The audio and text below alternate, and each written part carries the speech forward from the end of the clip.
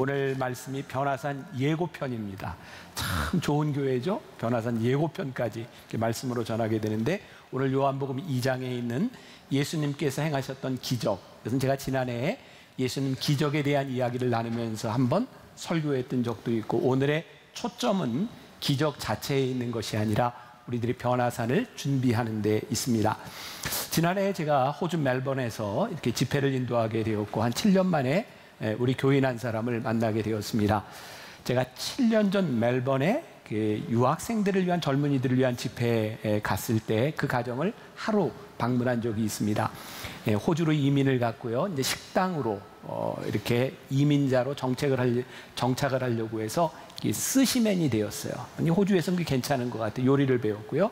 저에게 식당을 하면서 제가 만드는 음식을 목사님에게 대접하고 싶습니다. 그래서 그 집에 가게 되었습니다. 그런데 제가 약속했던 것과 달리 함께 가는 일행이 있었어요. 밥을 먹으러 들어가는데 딱 음식을 보니까 음식이 좀 모자랄 것 같더라고요. 그래서 제가 좀 배려하는 마음으로 가면서 내가 한국에서 떠나온 지 꽤 됐더니 라면이 먹고 싶네. 특정 제품은 말할 수 없고 매운 라면이라고 있어요. 이렇게 먹고 싶네. 끓여달라 그랬습니다. 그래서 나오는데 제가 그래서 의도적으로 음식이 모자랄까 봐 맛있게 먹고 그냥 하나 더 끓여줘. 그래서 이제 더 먹고 이렇게 식사가 끝났습니다. 지난해 가서 들은 이야기입니다. 목사님, 제가 스시맨이 돼서 목사님에게 그 음식을 대접하고 싶어서 음식을 준비했고, 식탁에 오르지 않은 많은 음식까지 준비해 놓고 있었는데, 목사님이 거기서 제가 만든 거 먹지 않고 매운 라면을 맛있게 먹는 모습을 보면서 얼마나 마음에 상처를 받았는지 몰라요. 그러면서 속으로 이렇게 다짐을 했대. 내가 이걸로 꼭 성공하리라. 여러분들, 절치부심이라는 말이 있죠. 그래서 그 상처받은 그 마음을 가지고 열심히 했고, 제가 지난해 멜번에 갔을 때는 그 호주에서 유명한 구글에서도 아주 좋은 평점을 받는 그런 일식집을 운영하고 있었어요. 자, 제가 왜 이렇게 서론을 장황하게 여러분들에게 이야기하고 있는가? 우리는 원하든 원하지 않든, 누구와 선이든 그렇지 않든 그 상황들은 우리들에게 상처와 문제를 안겨주는 때가 참 많습니다. 모든 것들이 내 마음대로 원하는 대로 잘 돌아가면 얼마나 좋겠어요. 근데 우리들의 삶은 삶의 문제뿐만 아니라 상처도 우리들에게 온다는 거죠. 그런데 제가 오늘 이 말씀을 준비하면서 떠올랐던, 어쩌면 그 형제에게 상처가 되었을 그 말이 동기부여가 되어서 지난해 웃으면서 그렇게 이야기할 수 있는 것을 보면서, 사실 우리들의 삶에 문제가 아니라 그 문제로 인하여 우리들에게 상처로 남는 것이 문제가 아닌가. 오늘 변화산에 오르기 전주 여러분들에게 제가 이렇게 준비하며 이렇게 도전을 드리고 싶은 것은, 이 한 주간 동안 우리들의 삶에 가지고 있는 문제들을 먼저 한번 알았으면 좋겠다. 저는 어쩌면 우리 인생의 문제는 문제를 모르고 사는 것은 아닐까. 이번 변화산에 오르며 하나님 앞에 우리의 문제를 발견하는 것, 그것이 우리들에게 동기부여가 되는 것, 누구의 탓을 하는 것이 아니라 우리들의 삶에 간증을 만들어내는 것이 참 중요하다는 생각을 합니다. 이제 다음 주일 메시지부터 7개의 산에 오르게 돼요. 여러분, 성경에는 여러 지명들이 나오고 또 산들이 나오는데, 그 산들은 성경에서 언급될 때 특별한 사건들과 연관이 되어 있어요. 거기에 일어났던 무슨 일들이 있어요. 어쩌면 그 7개의 산 가운데 우리들의 삶의 문제 하나가 거기에 어떻게 걸리게 될지 몰라요. 그러니까 여러분들이 준비를 하고 이 산에 잘 올라가야 하는 거죠. 오늘 이 설교를 하는 이유도 여러분들이 철저하게 준비하고 산에 올라갔으면 좋겠다, 그런 마음으로 말씀을 나누는 겁니다. 어제 좀 한일전 보면서 마음이 괜찮으셨어요? 참, 이게 월드컵도 아닌 것이 우리가 이 아시안 게임에 이렇게 가슴을 졸여야 되나, 그러면서도 아무튼 저도 다 봤어요. 그리고 너무너무 기쁘죠. 2002년에 우리 한일 월드컵이 있었고요. 2006년엔 독일 월드컵이 있었습니다. 2010년엔 남아공 월드컵이 있었습니다. 대단하지 않습니까? 제가 설교 준비하느라 본 거에 늘 외우고 다니는 건 아니고요. 그 남아공 월드컵 때 그 기사를 제가 봤던 기억이 납니다. 그냥 여러분들에게 한번 물어볼 테니까 대답을 해보세요. 축구 선수들이 입는 위에 옷, 아래 바지, 그리고 그 양말, 그리고 안에 있는 보호대, 그리고 축구와 이렇게 한 쌍 이 켤레를 다 합쳐서 무게가 얼마나 될 것 같아요? 장로님, 무게가 얼마나 될 것 같아요? 잘 모르세요? 그냥 대답해 보세요. 자, 얼마나 될 것 같으세요? 저는 기사를 보고 깜짝 놀랐어요. 다 합쳐서 무게가 779g밖에 되지 않습니다. 놀랍죠? 진짜 놀란 게 이게 실감이 안 갈지 모르는데 축구와 한 켤레 무게가 360g입니다. 지금 여러분들이 신고 있는 신발 무게를 생각하면 그게 어떤 건지 아실 거예요. 2002년도에 선수들이 전체 입고 있었던 게 한 1100g 정도 됐고요. 독일 월드컵 때는 960g 정도 됐고, 그리고 남아공 월드컵 때는 760g 정도로 줄어들었습니다. 왜 장비들이 자꾸 개선되고 있을까요? 똑같은 축구 경기인데 어떤 준비를 하느냐에 따라 달라지는 거죠. 그리고 기사에 보니까 우리 선수들이 입고 있는 그 운동복 있잖아요. 요거 사에서 만든 건데요. 한번 이렇게 1초에 공기가 투과되는 게 170cc 정도 된다는데 그게 어떤 정도 양이냐면 저와 같은 성인이 1초에 4번 호흡하는 정도의 양이 그냥 들고 난다는 거예요. 제가 왜 이렇게 장황스럽게 여러분들에게 이야기를 하는가? 모든 것들이 동일한 일이지만 어떤 준비를 하느냐에 따라 달라질 수 있다. 그래서 오늘 한 주 전에 여러분들에게 이 말씀을 드리는 이유는 여러분들이 어떤 영적 준비를 하고 산에 오를까? 이 자세를 우리들이 한번 가지고 산에 올라보자는 거예요. 저는 개인적으로 등산을 굉장히 좋아하는 사람입니다. 근데 시간이 없어서 못하지 산에 오르는 걸 굉장히 좋아해요. 여러분, 등산을 할 때 이렇게 막 열심히 이렇게 정상을 향해 올라가는데 제일 부러운 게 누구냐면 정상에 갔다 내려오는 사람 보면 참 부럽죠. 그럼 우리는 올라갈 때 너무너무 힘들면 물어봐요. 얼마나 남았어요? 그러면 대답이 똑같아요. 뭐라 그래요? 네, 다 왔어요. 족입니다. 그런데 또 올라가서 물어보면 다 왔다고 얘기해요. 아마 그 사람들은 정상에 갔다 내려오면서 올라오는 사람들에게 힘을 주기 위해서 그렇게 이야기를 할 겁니다. 등산을 하면서 저만 그런지 모르지만 진짜 힘들 때는요, 때로는 정상을 바라보는 것보다 내 앞에 있는 발걸음만을 바라보며 이렇게 올라가죠. 또 층계를 올라갈 때 아무 생각하지 않고 층계를 묵묵히 올라갈 때도 있어요. 그리고 긴 여정을 등산을 하다 보면 우리들이 어느 정도 가다가 쉴 때 정상을 바라보는 게 아니라 내가 올라왔던 길을 내려다봐요. 그럼 정말 깜짝 놀라요. 야, 내가 이렇게 많이 왔네. 그게 우리들에게 힘이 되기도 합니다. 저는 영적인 의미로 이런 생각을 하거든요. 우리의 인생을, 우리들의 삶을 때때로는 등산에 비유할 때도 있잖아요. 이렇게 올라가고 한없이 올라가야 되는 그런 일들이 있어요.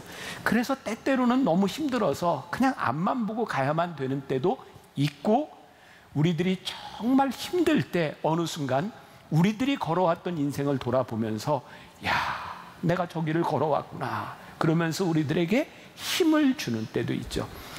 영적인 포인트예요. 우리들의 삶의 영적인 경험들이 있어요. 변화산에 올라서 때때로 특별 새벽 기도 기간을 통해서 우리들이 받았던 은혜들이 있어요. 앞으로 우리들의 인생에 어떤 일이 펼쳐질지 우리는 아무도 알지 못해요. 그러나 한 가지 분명한 것은 문제가 없는 인생은 없다는 것이고, 인생을 살아가면 살아갈수록 우리들의 삶이 그렇게 쉽지 않다는 것을 아는데, 동일한 인생을 살아가는데 우리들이 하나님을 경험했던, 우리와 함께 하셨던 하나님의 은혜를 경험하면 내가 믿음을 추억할 수 있는 곳에 있다면 그 믿음의 기억들이 우리를 붙잡아 줄 수 있다. 그리고 이 지금의 믿음의 기억으로 인하여 앞으로 나아갈 시간들을 우리들이 달려갈 수 있는 거예요. 그러니까 이 믿음이라고 하는 것, 우리 인생의 여정이라고 하는 것은 과거의 삶이 현재를 붙잡아주고 현재의 삶이 미래를 보장해주고 저 미래에서 우리는 또 과거를 바라보고 가는 거예요. 그러니까 우리들에게 이 믿음의 추억이라고 하는 것, 이 믿음의 간증이라고 하는 것은 우리들에게 너무너무 귀중한 거예요.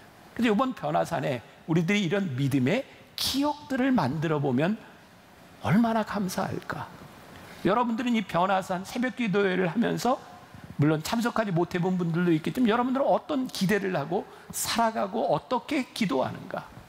제가 어떤 글을 읽다 보니까 어떤 대학 교수가 경험했던 일이 나와 있는데, 이제 컴퓨터를 하면서 작업을 하면 문서를 늘 저장을 하잖아요. 근데 컴퓨터에 바이러스가 감염이 돼서 문제가 생긴 거예요. 전문가를 불렀고요.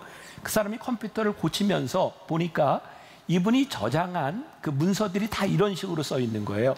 독수리 HWP, 두루미 HWP, 앵무새 HWP 이렇게 돼 있어요. 그러니까 이 사람이 교수에게 묻습니다. 혹시 무슨 새에 대한 논문을 쓰시나요? 그랬더니 교수님이 글쎄 이게 내가 짜증나서 미치겠는데 자료를 저장할 때마다 컴퓨터에서 새 이름으로 저장하세요. 그러는데 이제는 생각나는 새 이름도 없고 미치겠다고. 지금 이해가 되는 사람도 있고 또 안 되는 사람도 있어요. 안 되면 그냥 팔자련이 하고 넘어가시고. 이게 이제 예전에 나왔던 유머거든요. 이제 컴퓨터 막 이렇게 사용하면서.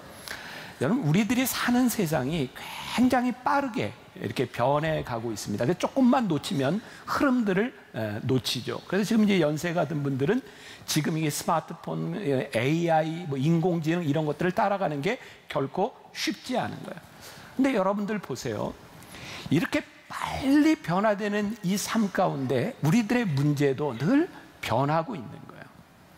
우리 인생의 제일 큰 문제는 뭔지 아세요? 내 삶에서 문제도 모르고 살아가는 거죠.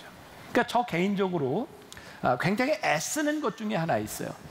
제가 만나교회 리더로서, 만나교회 담임 목사로서 살아가면서 우리들이 안고 있는 현재의 문제들에 대해서, 현재의 상황들에 대해서 자꾸 이렇게 따라가려고 하는 그런 노력들이죠. 우리들의 삶의 문제가 신앙하고 어떻게 연관이 되어 있는가? 여러분, 하나님은요, 과거의 하나님으로 머무시는 분이 아니라 이 빠르게 변화가는 우리의 인생과 이 세상 가운데서 여전히 하나님은 우리와 함께 하시는 분이고, 우리들이 안고 있는 현재의 문제 가운데서 하나님은 우리를 만나기를 원하시는 분이기 때문에, 그게 저는 개인적으로 굉장히 노력하는 사람이에요. 새로운 걸 배우려고도 하고. 그리고 제가 지난주에 있었던 일인데, 제가 잘 모르는 게, 잘 이해가 안 되는 게 비트코인, 또 블록체인 이런 걸 제가 잘 몰라요. 참 이렇게 만나교회 담임 목사로 산다는 게 참 감사하고 행복한 일인데, 그래서 제가 물어봤어요. 우리 교인 중에 비트코인과 블록체인을 잘하는 사람이 누가 있는가 그랬더니 어느 대학 교수님이 있대요. 제가 연락을 해서 1시간 저에게 비트코인과 블록체인에 대해서 설명해 주세요. 그랬더니 지난주에 제 방에 와서 다 PPT 준비해가지고 1시간 동안 저에게 비트코인과 블록체인에 대해서 설명을 해줬어요. 그렇다고 저한테 와서 묻지는 마세요. 1시간 들었다고 뭐가 그렇게 달라지겠어요? 근데 제가 조금 알게 된 거예요. 괜찮은 사람 아니에요? 이제는 반응도 안 해주시는군요. 제가 노력하는 거예요. 왜?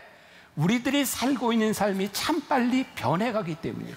그런데 이 모든 것들이 우리의 신앙에도 동일한 원리를 가지고 있는 거예요. 하나님, 과거의 나의 문제 가운데 만났던 그 하나님으로 끝나는 것이 아니라, 하나님, 지금 살아가는 제 인생에 마주하고 있는 이 문제 가운데서 하나님이 어떻게 나에게 말씀하시고, 말씀을 통해서 내가 이 문제를 어떻게 해결할 것이며, 내가 기도할 때 지금도 역사하시는 하나님을 만나게 되는 것. 그러면 성경에 나와 있는 과거의 사건들, 7개의 산에서 우리 특별히 나눌 이 말씀들은 그 산에서 일어났던 특별한 일이 있다는 거예요. 이 일들은 우리의 인생의 범주를 벗어나는 일들이 아니에요. 그리고 그들에게 일어났던 그 사건들이 이번 변화산을 지나며 기도하는 우리들 누군가에게 온 타임으로 우리들의 삶에 정확하게 역사하시는 하나님의 역사로 우리들이 만날 수 있다는 게 우리들에게 얼마나 귀한 일이겠는가. 제가 어떤 목사님하고 이야기를 하는데, 그분이 교회 건축을 하면서 너무너무 힘들었던 거예요. 그래서 기도하다가 하나님한테 이렇게 기도를 해서, 하나님도 돈 없어 보셨어요? 하나님 돈 얻는 게 얼마나 힘든지 아세요? 전 목사니까. 그분이 그렇게 기도할 때 얼마나 힘들고 아프고 어려웠으면 하나님께 저런 기도를 했을까? 그런데 그분의 고백이에요. 하나님도 돈 없어 보셨어요? 그렇게 푸념하며 기도하면서 하나님의 역사를 경험하게 됐다. 오늘 여러분들이 해결할 수 없는 문제들이 문제로 끝나는 것이 아니라 하나님 앞에 그 문제들을 가지고 와서 하나님도 애 때문에 정말 고생해 보셨어요? 하나님도 남편 때문에 고생해 보셨어요? 하나님도 비즈니스 때문에 고생해 보셨어요? 우리들의 구체적인 문제들이 하나님 앞에서 내놓아지고 그 문제들에 대한 해답을 얻는 것이 우리들에게 얼마나 우리의 신앙의 귀한 일일까. 에스겔 37장에 보면 우리가 잘 아는 유명한 말씀이 나와요. 3, 4, 5, 6, 7절 우리 한 절씩 교독하겠습니다. 제가 먼저 보겠습니다. 그가 내게 이르시되 인자야 이 뼈들이 능히 살 수 있겠느냐 하시기로 내가 대답하되 주 여호와여 주께서 아시나이다.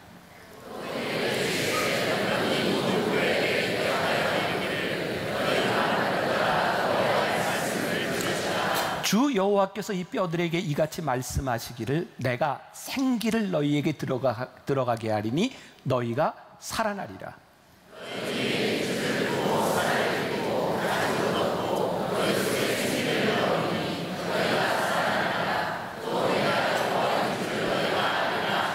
함께 봅니다. 이에 내가 명령을 따라 대언하니 대언할 때 소리가 나고 움직이며 이 뼈 저 뼈가 들어맞아 뼈들이 서로 연결되더라. 여러분들 에스겔이요, 하나님께서 에스겔을 데리고 골짜기가에서 보게 하셨어요. 이스라엘이 최악의 상황에서 에스겔에게 말씀을 하시네요. 이 뼈들이 살아날 수 있겠냐? 하나님 말씀해 주세요. 이 뼈야 살아나라 라고 말씀하셨을 때 에스겔 골짜기에 마른 뼈들이 일어나며 힘줄이 돋고 살이 돋고 가죽으로 덮이는 환상을 보게 되는 거죠. 여러분, 죽어있는 뼈가 아니라면 이게 기적이 되겠습니까? 죽어있는 뼈들이 일어나기 때문에 살이 돋아나는 것들을 바라보며 그 기적을 경험했던 에스겔의 골짜기, 그건 절망에서 일어났던 사건.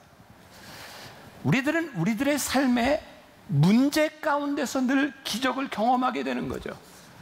여러분, 제가 지난해에 기적에 대한 설교를 하면서 12주 동안 말씀을 나누면서 이렇게 공식처럼 이야기한 게 있는데 기억하시는지 모르겠어요. 모든 기적은요 동일한 패턴을 가지고 있습니다. 뭔지 아세요? 모든 기적은 문제에서부터 출발합니다. 문제가 없을 때 기적은 존재하지 않았어요.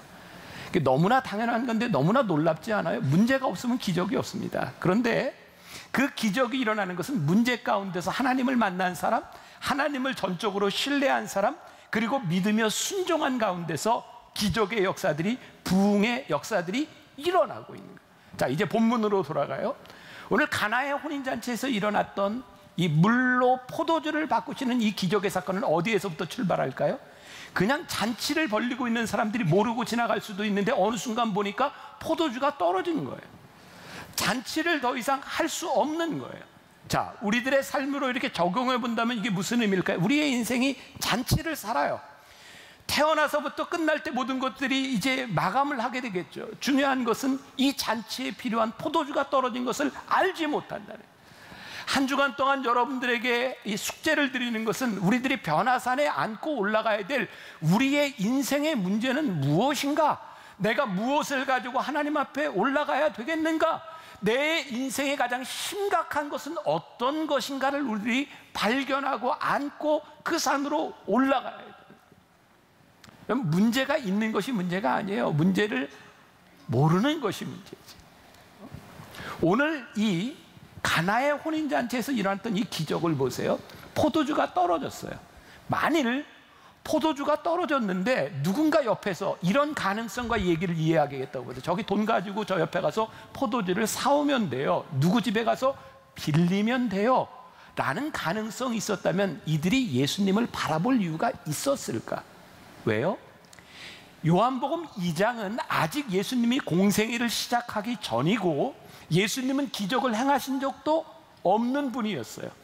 어쩌면 이들이 다른 가능성이 있다면 예수님을 쳐다볼 이유가 없는 곳이었어요.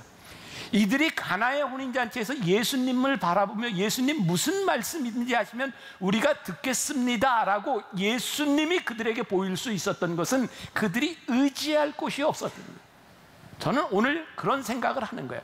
우리 인생에 정말 막장에 들어가서 내 힘으로 내 능으로 해결되지 아니하고 하나님만을 바라보며 기도할 수밖에 없는 절박한 상황들이 우리들에게 정말 축복이겠구나. 하나님 함께 해주시지 않으면, 하나님 붙잡아 주시지 않으면, 하나님이 역사해 주시지 않으면 이 문제가 해결될 수 없어요.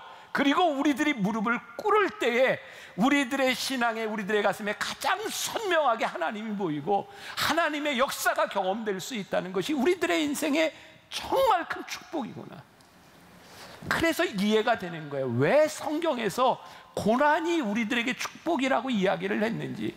또 우리들이 많이 쓰는 말로 고난은 변장된 축복이라는 말을 했는지, 우리의 인생이 꼭 고난으로 끝나는 것은 아니구나. 우리들이 하나님을 바라볼 수 있는가. 그래서 오늘 여러분들이 인생의 밤을 지나가고 있다면 그 밤을 안고 가자는 거예요. 시편 30편 5절에 참 멋진 말씀이 있어요. 그의 노염은 잠깐이요 그의 은총은 평생이로다. 저녁에는 울음이 깃들일지라도 아침에는 기쁨이 오리로다. 너무너무 멋지지 않아요? 저녁에는 울음이 깃들일지라도 아침에는 기쁨이 오리로다. 이게 누구의 고백이에요? 시편 기자의 고백인 거예요.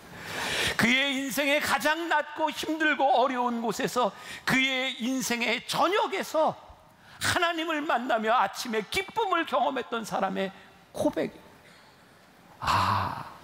고난이 축복일 수 있는 거구나. 그래서 오늘 우리들이 이 변화산에 올라가는 준비를 하면서 제가 여러분들에게 드리는 이야기, 우리 이번에 한번 문제를 안고 가봅시다. 문제를 안고 올라가 봅시다. 제가 어제 토요 예배 드리면서 제가 앉아서 기도하면서 제 속에도 그런 마음이 들었거든요. 하나님, 제가 오늘 말씀을 전하면서 우리 교인들에게 우리의 약점과 문제와 어둠을 안고 올라가자고 하는데, 하나님, 제가 가지고 올라가야 될 것은 무엇일까요? 제가 우리 교인들에게 여러분 거기 가서 하나님을 만나고 기적을 체험합시다, 누구에게 이야기하는 것이 아니라, 하나님, 제가 우리 성도들과 나눌 수 있는 간증은 무엇일까요?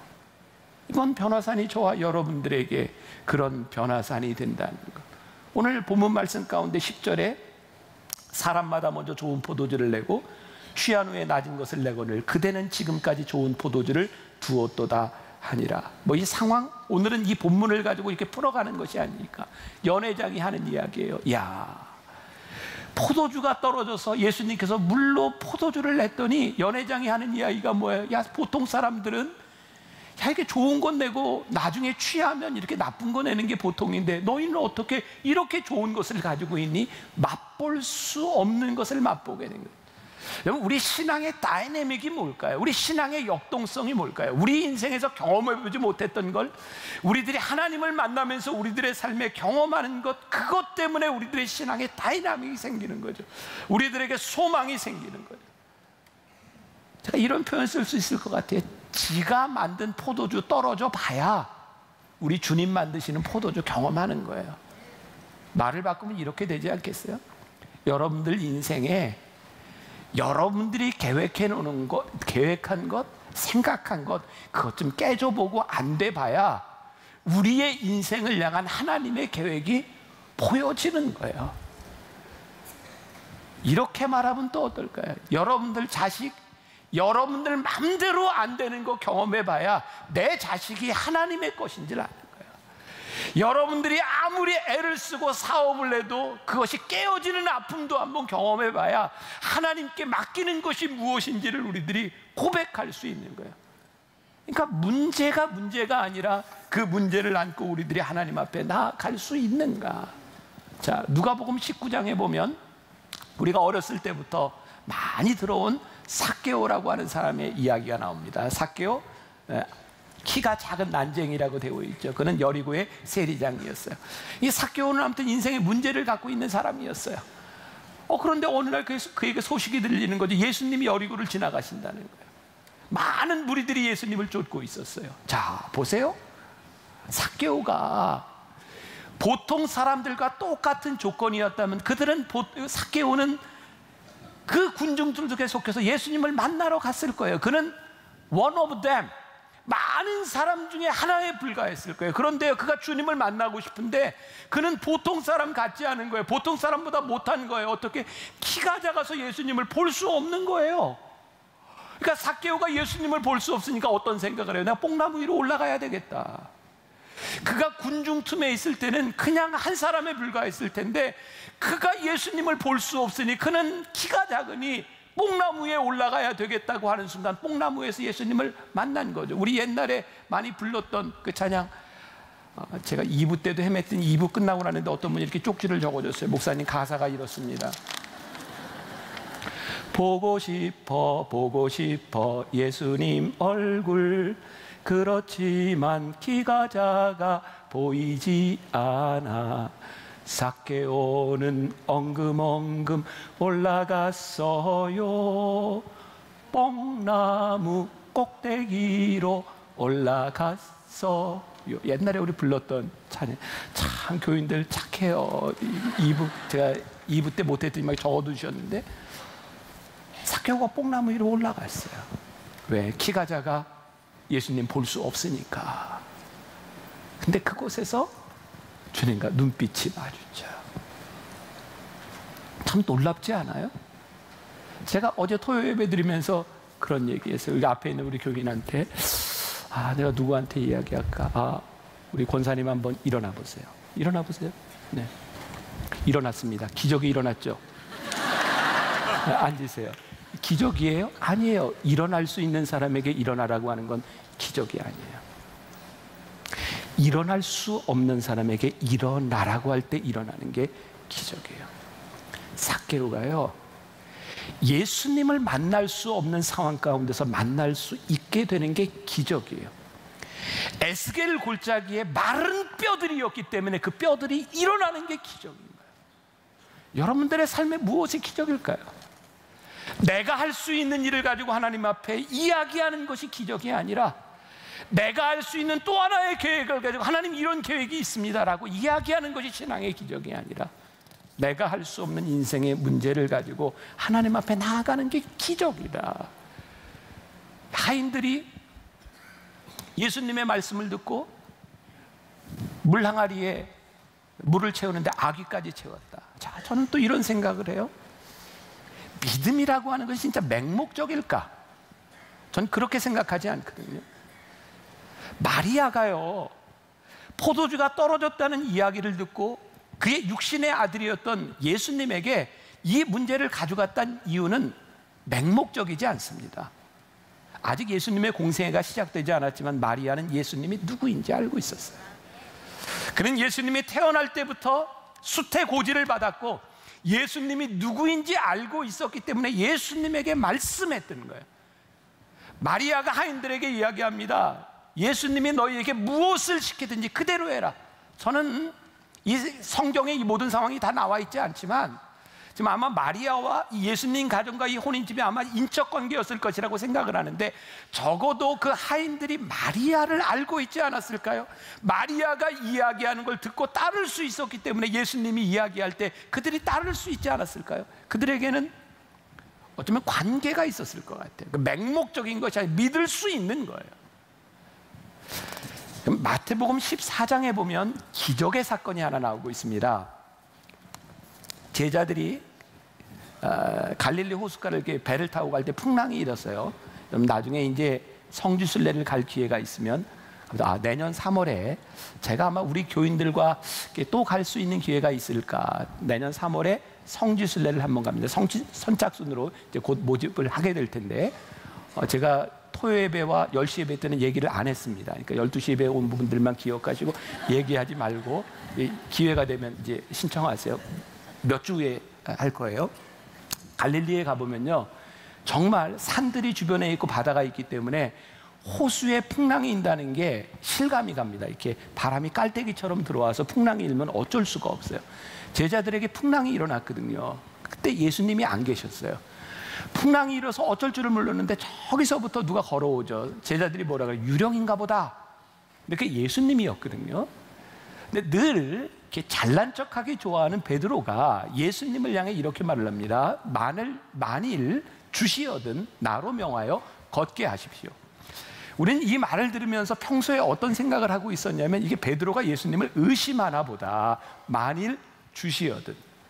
근데 제가 얼마 전에 읽었던 강준민 목사님이 쓴 책점이 기적을 창조하시는 하나님의 은혜라고 하는 책인데요. 거기에 보면 이렇게 해석을 해놨는데 정말 맞는 것 같아요. 여기에서 만일 주시어든이라고 하는 이 말이 베드로가 예수님을 의심했기 때문이 아니라 마태복음 14장은요 이미 베드로와 예수님의 제자들이 예수님의 많은 기적을 경험한 다음입니다.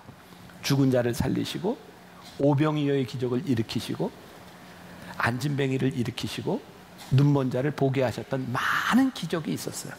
지금 베드로가 이렇게 얘기하는 겁니다. 만일 주시어든 주님, 예수님이 그때 죽은 자를 살리셨던 그분이시라면, 예수님이 그때 눈먼 자를 뜨게 하셨던 그분이시라면, 예수님이 중풍병자를 고치셨던 그분이시라면 주님 나에게 명령하셔서 걸으라 하세요. 제가 걷겠습니다.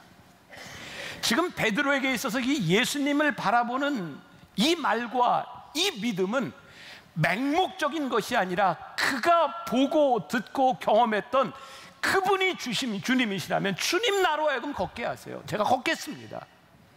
예수님 베드로에게 걸으라고 말씀하시죠. 여러분, 왜 변화산, 우리 교회 특별 새벽기도 이게 우리들에게 뭐가 중요한가? 여러분들이 살면서요, 여러분들의 인생에 태풍을 만날 때, 여러분들의 인생의 어려움을 만날 때 여러분들이 하나님 앞에 그렇게 기도할 수 있어야 되는 거예요. 주님, 나를 처음 만나 주셨던 그 주님, 내 가슴을 뛰게 하셨고 내 눈에 눈물을 흐르게 하셨고 내 인생을 바꿔주셨던 그 주님이 맞다면 이번 변화산에서 저에게 말씀하여 주십시오. 이번 변화산에서 제 인생을 바꾸어 주십시오. 이번 변화산에서 내 인생의 막장에서 하나님 내 인생을 바꾸어 주십시오. 주님 말씀하시면 저에게 이 기적이 일어날 줄 믿습니다. 주님 말씀하시면 제가 걸어갈 줄 믿습니다. 이 믿음의 추억들이 여러분들에게 있어야 우리들이 믿음을 안고 살아가죠. 야베스의 기도라는 유명한 책을 쓴 브루스 윌킨스가 그의 책에서 이렇게 얘기를 합니다. 하나님의 일정을 우리의 일정보다 앞세우고 그것을 위해 노력할 때 언제나 하나님께서 개입하신다. 이게 무슨 말이에요? 브루스 윌킨스가 야베스의 기도라는 책에서 그래요. 우리의 일정 가운데서 우리의 일정보다 하나님의 일정을 앞세우게 되면 하나님이 우리의 삶에서 개입하시는 걸 경험하게 된다. 여러분들은 여러분들의 인생의 계획들을 다 가지고 있어요. 이번 주에도 다음 주에도 1년 후에도 2년 후에도 우리들의 계획들을 다 가지고 있어요. 그런데 우리들이 계획해놓고 우리들이 생각했던 우리의 일상과 우리의 여정 가운데 하나님의 계획을 앞세워 보시라. 그러면 하나님이 우리의 인생에 개입하시는 것을 우리들이 경험하리라. 결국 우리의 믿음의 문제는 뭔가요?